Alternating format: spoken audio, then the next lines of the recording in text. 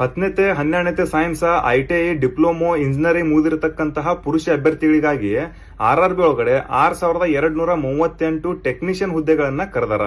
Application 28/6/2025 ಹಿಡ್ಕೊಂಡ 28/7/2025 ತನ ಕೊನೆ ದಿನಾಂಕ ಐತಿ. ವಯೋಮಿತಿ ಏನಪ್ಪ ಅಂದ್ರ 18ರಿಂದ 30. ಇದು ಜನರಲ್ ದವ್ರಿಗೆ. ಸೊ SC ST ದವರಿಗೆ 5 ವರ್ಷ ಅಂದ್ರೆ 18 ಹಿಡ್ಕೊಂಡ 35. OBC ದವರಿಗೆ 3 ವರ್ಷ 18 ಹಿಡ್ಕೊಂಡ 33. ಅಪ್ಲಿಕೇಶನ್ ಫೀ ಏನಪ್ಪಾ ಅಂತಂದ್ರ, ಸೊ ಅಪ್ಲಿಕೇಶನ್ ಹಾಕ್ಬೇಕಂದ್ರೆ ಜನರಲ್ ಕಾಸ್ಟ್ ದವರಿಗೆ 500 ರೂಪಾಯಿ ಫೀ ಅನ್ನ ತುಂಬಬೇಕು. ಸೊ SC ST ದವರಿಗೆ 2500 ತುಂಬಬೇಕ. ಎಕ್ಸಾಮ್ ಬರದ್ಮ್ಯಾಗ ಜನರಲ್ ಕಾಸ್ಟ್ ದವರಿಗೆ 400 ರೂಪಾಯಿ ವಾಪಸ್ ಬರ್ತಾವ. SC ST ದವರಿಗೆ ಏನೈತಿ 250 ರೂಪಾಯಿ ವಾಪಸ್ ಬರ್ತಾವ. ಅಂದ್ರೆ SC ST ದವರಿಗೆ 0 ರೂಪಾಯಿ ಫೀ ಇರ್ತೈತಿ. ಸೊ ಇನ್ನು ಜನರಲ್ ದವ್ರಿಗೆ ಏನೈತಿ 100 ರೂಪಾಯಿಯನ್ನ ಫೀ ಕಟ್ ಮಾಡ್ಕೊಂತಾರ.